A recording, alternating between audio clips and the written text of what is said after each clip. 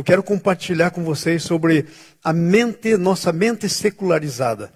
E o Senhor disse, muda essa palavra aí e fala um pouquinho sobre isso. Então, eu não tenho esboço, o esboço para os grupos ainda não está lá.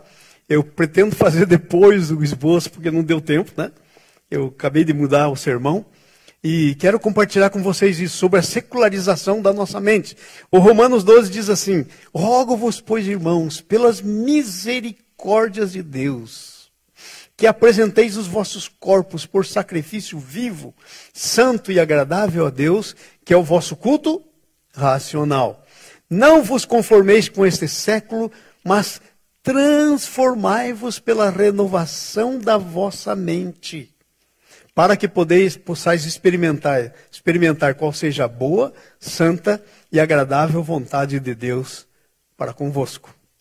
Então, esse texto está falando da necessidade de transformação da nossa mente secularizada. Eu quero dizer que a nossa mente está secularizada há muito tempo. Desde o paraíso, foi lá que nós recebemos essa natureza de Adão, e a mente do Adão ficou secularizada desde o pecado. Nós nascemos no pecado, e por isso que a nossa mente precisa ser dessecularizada. Precisa não se conformar com esse século. Precisa ser mudada, precisa ser renovada, transformada.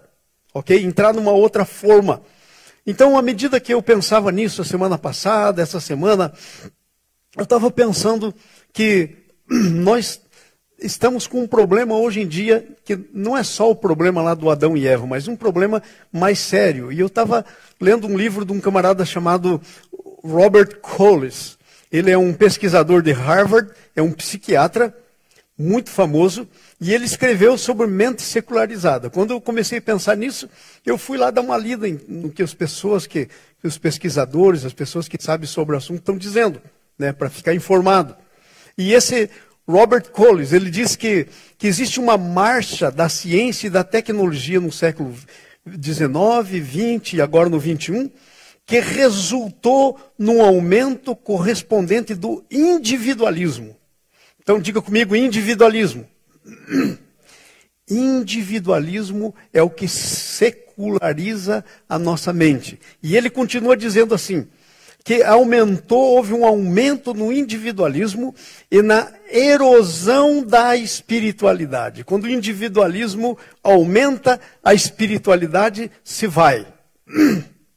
Segundo esse pesquisador aí, psiquiatra, homem de Deus, né? Ele é um cristão, e o que acontece é o seguinte, o que acontece é que a nossa mente vai se conformando com a cultura, vai entrando na gente. Nós somos parte de uma grande cultura, mas ao mesmo tempo nós somos parte da cultura do reino. Nós estamos no mundo, mas não somos desse mundo. Nós estamos no mundo, mas nós somos do reino de Deus. E como povo do reino de Deus, como filhos do reino, como cidadãos do reino, nós somos uma contracultura. Mas o que é que vai acontecendo? Aos pouquinhos, a cultura do mundo tende a ir entrando nas nossas vidas, na igreja, na sociedade, e a gente vai secularizando a nossa mente vai começando a se amoldar aos padrões desse mundo. Agora presta atenção nisso. Há coisas que tanto nós como os ateus, aqueles que vão para o inferno, os que já estão no inferno, temos em comum. Por exemplo, o que nós temos em comum? Nós temos necessidade de comer. Os cristãos e os ateus comem. Nós temos necessidades tantas que são comuns para todos. Trabalhar, nós temos necessidade de descanso. Agora, quando nós comparamos essas coisas, qual é a diferença entre a gente para um ateu? Ué, tem que ter alguma diferença. Porque senão nós estamos vivendo uma vida natural. E nós não somos naturais, nós somos seres espirituais nascidos de novo. Então, qual que é a diferença? Nós vamos fazer essas coisas, precisamos fazer, nós estamos no mundo.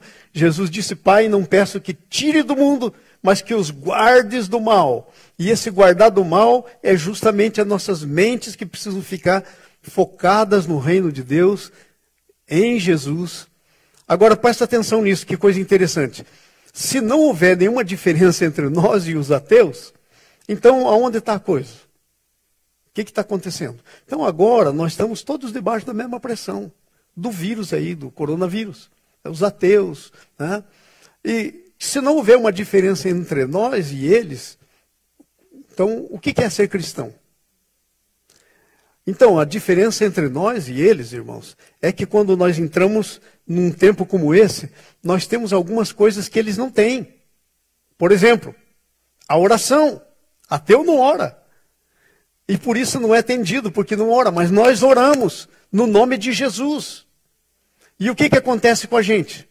Quando nós oramos, o Senhor nos responde. Ok? Nós oramos por nós mesmos, nós somos intercessores. Nós temos a palavra de Deus, que eles não têm. Nós temos uma esperança, que eles não têm. A fé, nós temos um monte de coisa que eles não têm. Mas essa história da secularização é antiga, e ela vem de um desequilíbrio. Ela está erodindo. Nós estamos numa nação, nós estamos aqui nos Estados Unidos. Nessa nação, a fé está numa erosão tremenda, tremenda. O maior número de pessoas cristãs nesse país, que já eram cristãs, que eram antes, são agnósticos. Eles creem que há um Deus, mas não tem contato com esse Deus. Isso é ser gnóstico. Ele crê em Deus, mas não tem contato com Deus. Então são gnósticos. Agora, nós os cristãos, nós cremos no Deus e temos contato com Ele, temos relacionamento com Ele. Então, toda essa história começa no seguinte ponto. Em o que é a igreja. E o que é a igreja? Eu quero que para você entender isso, você pense numa moeda que sempre tem dois lados. É impossível você ter uma moeda de um lado só. Não existe como. E os dois lados da moeda, chamada cristianismo, são esses. É a parte individual de cada um e é a parte coletiva. E esses dois lados, a parte individual e a parte coletiva, eles têm que estar num equilíbrio perfeito. Como quando você pega uma moedinha, esses dois lados estão em equilíbrio perfeito.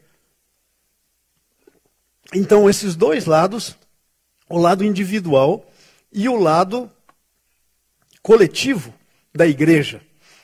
Hoje em dia, por causa do problema do individualismo, a igreja está indo muito mais para um lado só, para o lado individual.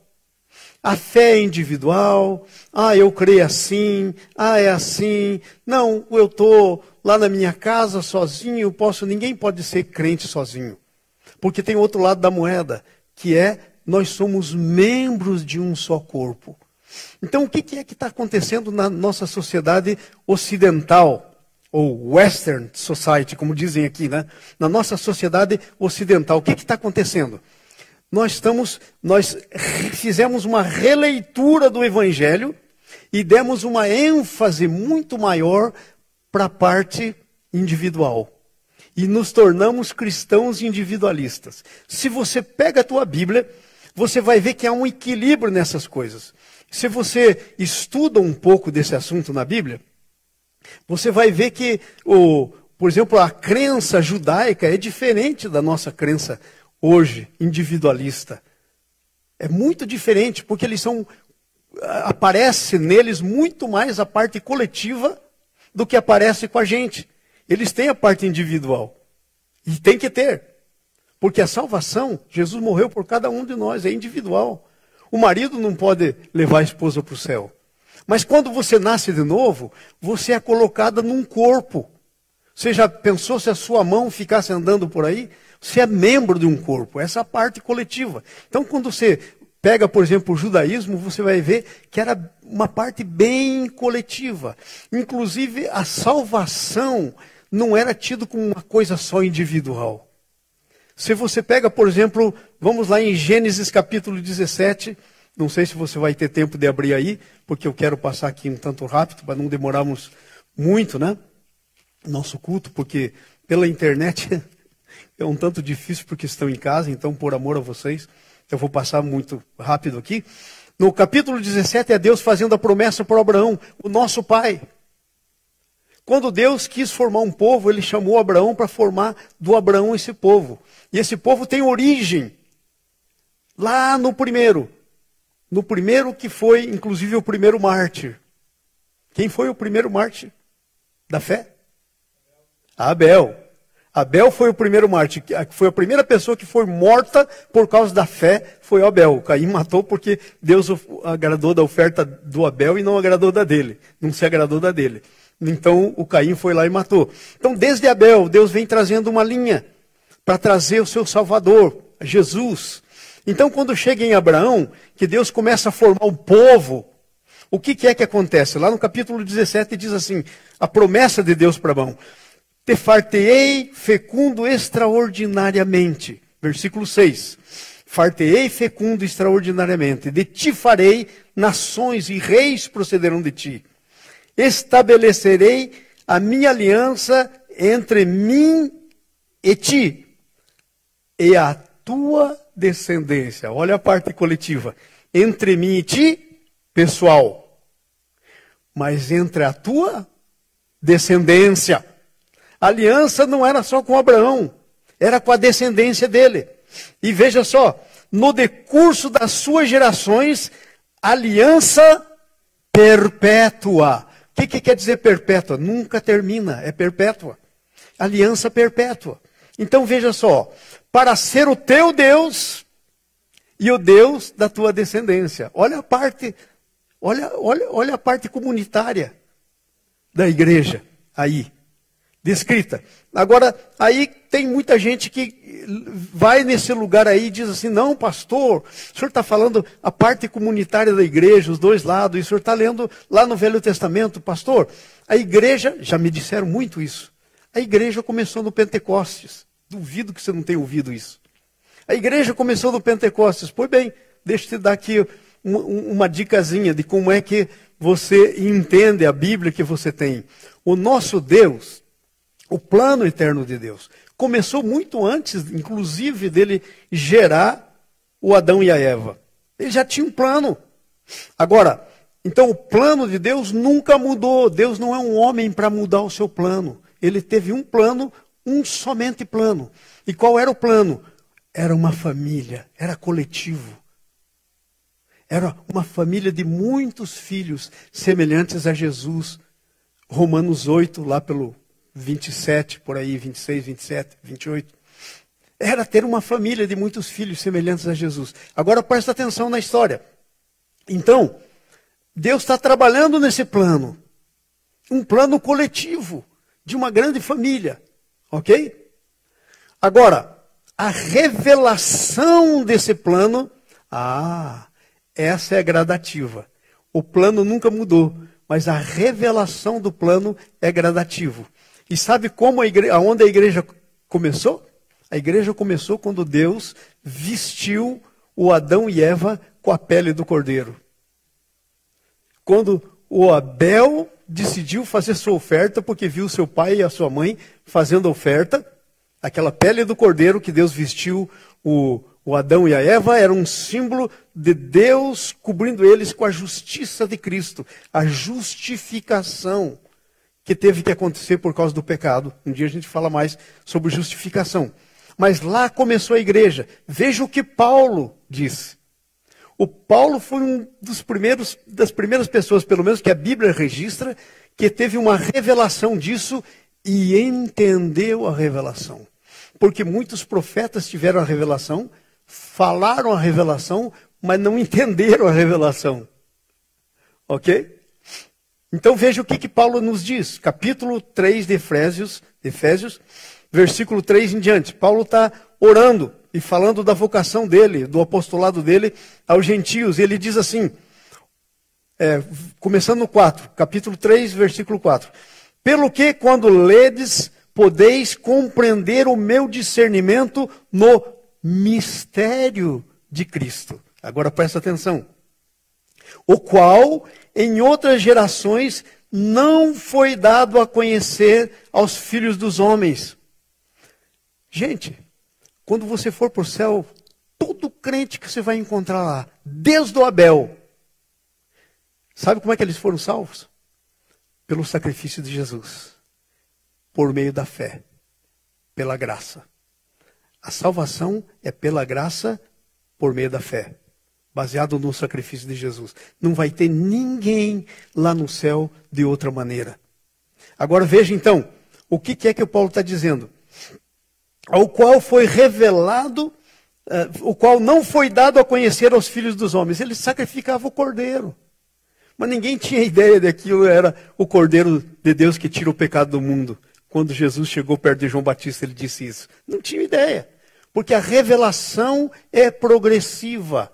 Mas o plano de Deus, a intenção de Deus nunca mudou e é a mesma. Deus não muda, Deus não tem dois planos.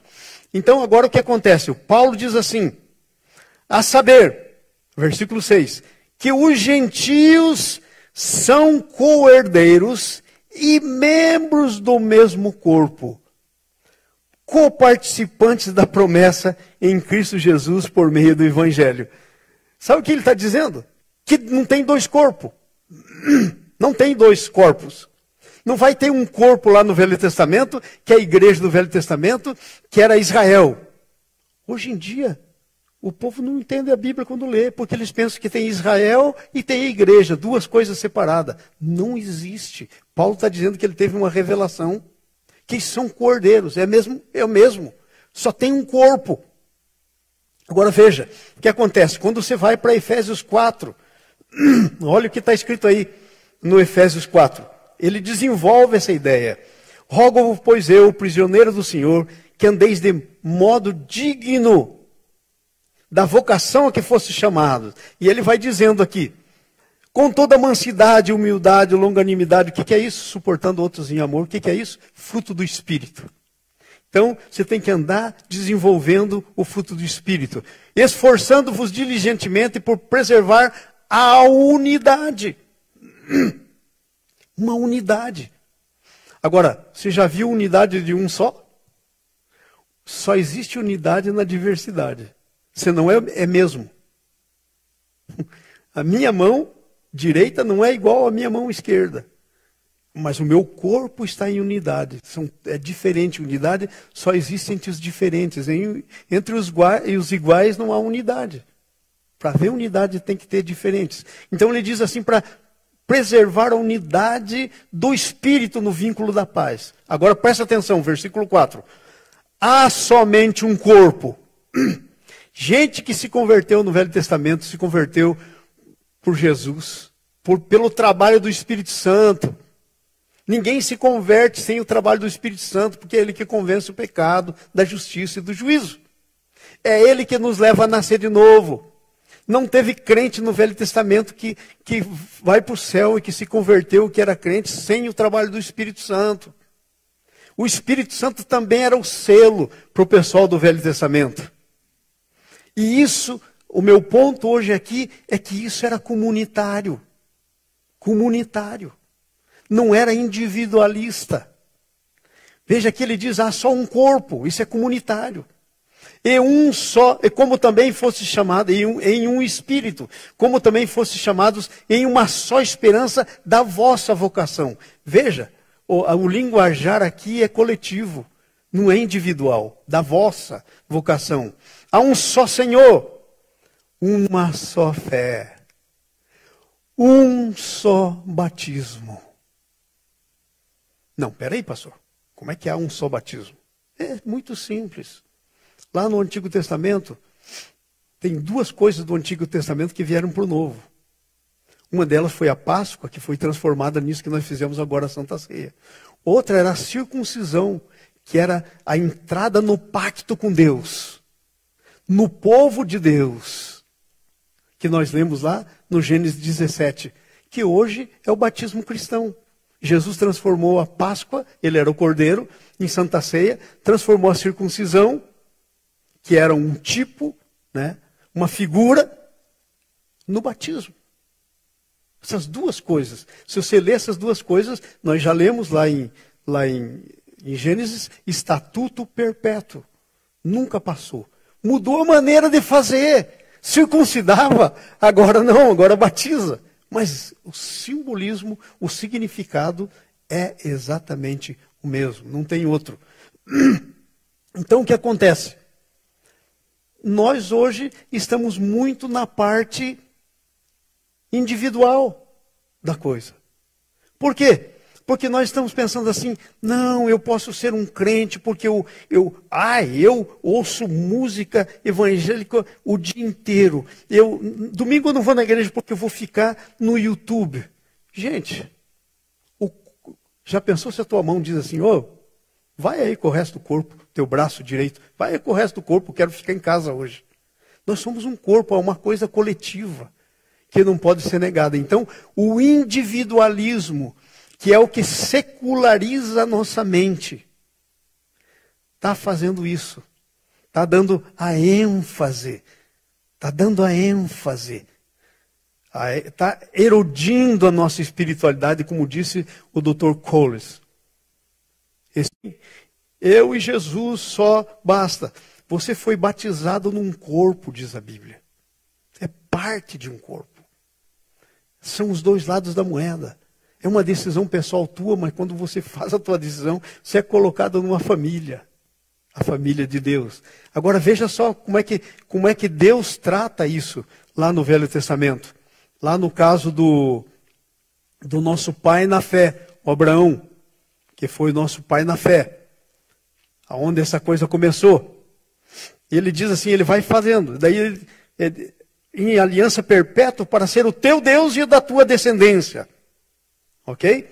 E aí, vamos pular um pouco aqui para chegar onde é. E esta é a minha aliança que guardareis entre mim e a vossa descendência. Todo macho entre vós será circuncidado. Circuncidareis a carne do vosso prepúcio. Será por sinal de aliança entre mim e vós. O que tem 8 dias será circuncidado entre vós. Todo macho nas vossas gerações, tanto escravo como nascido em casa, como comprado a qualquer estrangeiro que não for da tua estirpe. Com efeito, será circuncidado o nascido em tua casa, ou comprado por dinheiro.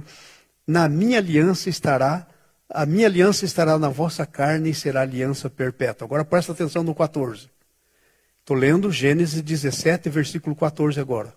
O incircunciso, e para ficar bem claro, que não foi circuncidado na carne do seu prepúcio, esse é o incircunciso.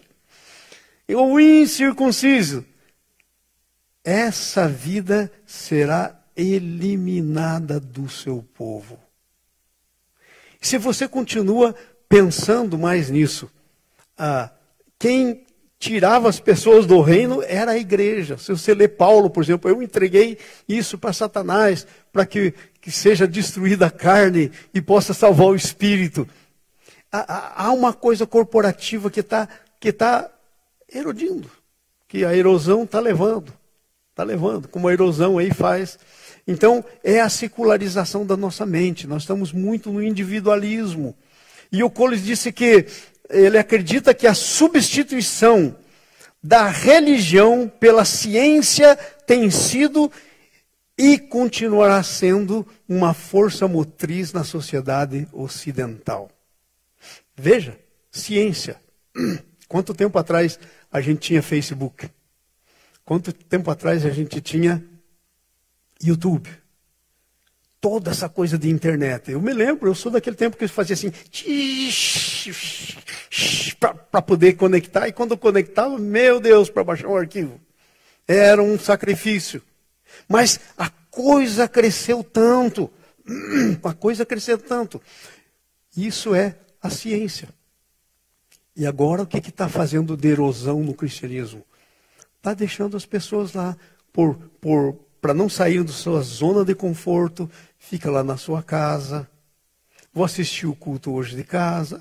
Sabe o quê? Eu estou com preguiça, hoje eu não vou, eu fico em casa. Então, centraliza a individualidade, centraliza as pessoas em si mesmos.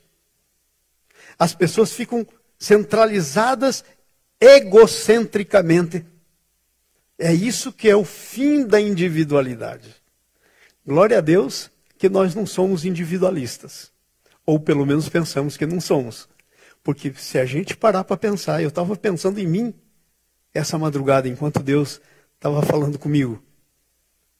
quão individualista eu sou. E sou. Então, esse negócio é sutil. Ele vai entrando no coração da gente. E a gente vai pensando que, sabe? E a sociedade vai ficando assim. Você vai tentar dizer para alguém, a pessoa olha para você e diz, that's my business. Esse é meu problema. Ninguém tem problema. Essa é a minha decisão. Na igreja a decisão é coletiva. É um corpo. A coisa anda coletivamente, não é individualista. Esse é o outro lado da moeda. Tem o lado que é individual, mas tem o lado que é coletivo. E eles têm que estar em equilíbrio. Não entenda mal o que eu estou dizendo. Hebreus 10, versículo 25. Se alguém está aí com a sua Bíblia, quer ir lá comigo, com o seu telefone, vai lá comigo, Hebreus 10, 25, que diz exatamente assim. O autor de Hebreus, que alguns pensam que foi Paulo, outros dizem que não, falando, começa no 19. Tendo, pois, irmãos, intrepidez para entrar no Santo dos Santos pelo sangue de Jesus, pelo novo e vivo caminho que ele nos consagrou pelo véu, isto é, pela sua carne, e tendo grande sacerdote sobre a casa de Deus, aproximemo-nos com um coração sincero, com plena certeza de fé, tendo o coração purificado de má consciência e lavado o corpo com água pura. Guardemos firme a confissão e esperança sem vacilar, pois quem fez a promessa é fiel. Consideremos-nos também uns aos outros para nos estimularmos ao amor e às boas obras. Agora veja o 25. Não deixemos de congregar-nos, seja pela internet, seja na casa, seja vindo aqui, ok? Se você quer sair do teu barco e vem aqui, saia. Se você não quer sair, a gente abençoa do mesmo jeito e não julga. Mas a coisa é assim, não deixando de congregar, como é costume de alguns. Antes façamos a demonstração. Que tempo? O tanto mais que vedes que o dia se aproxima. Uau! Entendeu? Quanto mais o dia da volta de Jesus se aproxima, mais nós precisamos ficar junto, o corpo unido. Agora veja só o que acontece. A Bíblia fala sobre a volta de Jesus lá em Mateus 24, por exemplo, muitos textos. E tem texto que diz assim, porventura haverá fé na terra quando vier o Filho do Homem? A fé vai desaparecer. A Bíblia diz que a fé de muitos vai se esfriar, ou de quase todas. Se não fosse abreviado esses dias, é o tempo da erosão que eu estou falando. Nenhum se salvaria, diz a Bíblia. Então, nós precisamos ficar ligados, antenados nisso. Agora veja o que diz Judas. É o livrinho de Judas, não o Judas traidor, mas o Judas possivelmente irmão de Jesus, que era o irmão de Tiago, aos chamados da dispersão.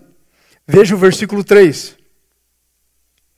Judas 1:3. Amados, enquanto empregava toda a diligência em escrever-vos acerca da comum salvação, diga comigo, comum salvação, foi que me senti obrigado a corresponder-me convosco, exortando para batalhar diligentemente pela fé que uma vez por todas foi entregue a quem? Aos santos. Isso é coletivo. Não é individual. Não foi entregue ao Judas, não foi entregue ao Tiago, não foi entregue ao Pedro, foi entregue ao corpo. A fé que foi entregue aos santos. Há uma coisa individual na fé, mas há uma coisa coletiva na fé. E nós temos que prestar atenção nisso. Então eu estive falando com vocês sobre essa problemática aí da mente secularizada. Nós não podemos deixar a nossa mente entrar nisso. Não caia nessa de seguir tudo o que o CDC diz e não orar. Siga o que o CDC diz. Mas, gente, sai do lugar de coisas que os ateus fazem e podem fazer. Vá além. Começa a orar. Comece a interceder. Pessoas que você sabe que tem o vírus, pessoas que você sabe que estão com problema, comece a orar. A intercessão vale muito, a Bíblia diz. A intercessão vale muito. Então não vamos deixar nossa mente ficar secularizada. Agora, nesse tempo aí, as mentes tendem a ficar secularizadas. Eu, por exemplo, fico seguindo vocês. Falo muito pouco, mas fico seguindo. Os grupos. Gente, eu vi muito pouca coisa nos grupos aqui do WhatsApp sobre a oração, sobre exortação à oração. Vi dezenas e dezenas o que é esse vírus, como se cuidar, limpe a mão, faça isso. Todos passando isso. Pouquíssima gente pondo aí. Irmãos, agora é a hora de orar. Irmãos, agora é a hora de repreender. Irmãos, agora é a hora de a gente se levantar como um exército de Deus. Muito pouco. O que isso diz para mim? Que a nossa mente está secularizada. Porque ficamos naquilo que os ateus podem ficar.